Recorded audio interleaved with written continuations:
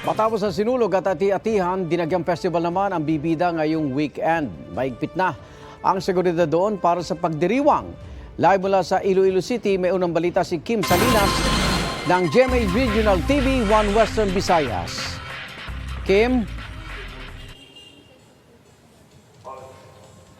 Igan, ramdam na dito sa City of Love, Iloilo City, ang Dinagyang Fever. Ang mga Ilonggo, pati na ang mga bisita, nagsimula na ang mamasyal at mag-enjoy sa mga masasarap na pagkain na tatak Ilonggo.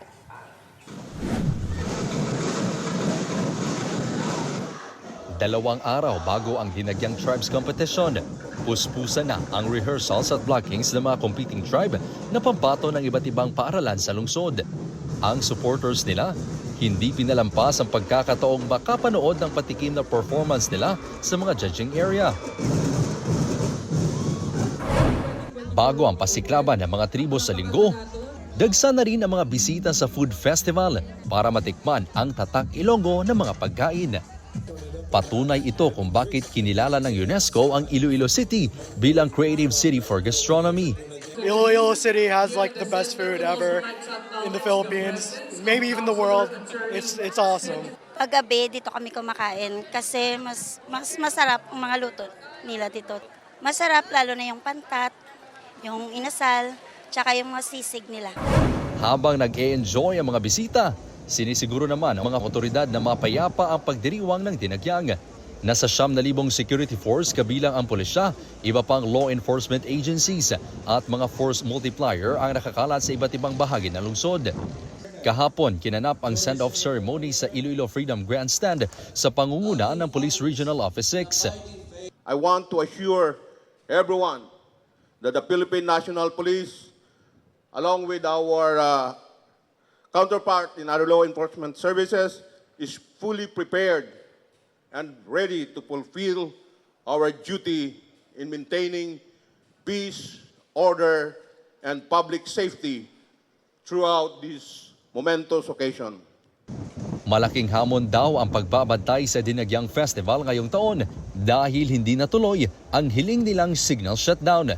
Asahan na raw ang mas mahigpit na inspeksyon sa mga dadalo lalo na sa entrance ng festival sites.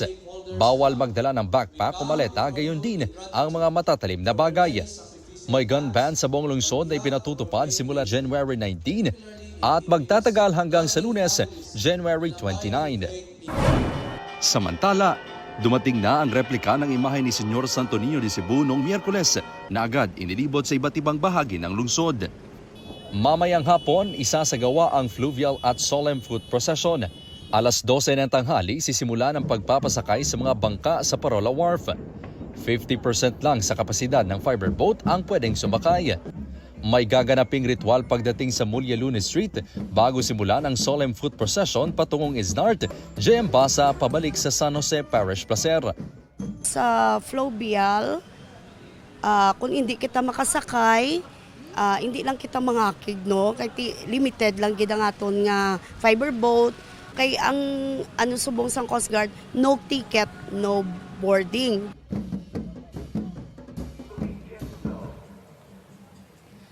Igan, inaasahan o inaabisuhan ng PCG at organizers ang publiko na hindi papayagang sumakay o sumama sa fluvial procession mamayang hapon ang mga menor de edad, senior citizens, mga PWDs at pati na rin buntis.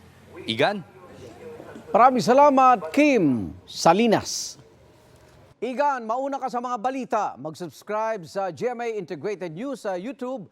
Sa mga kapuso abroad, subaybayan nyo kami sa GMA Pinoy TV at sa www.gmanews.tv.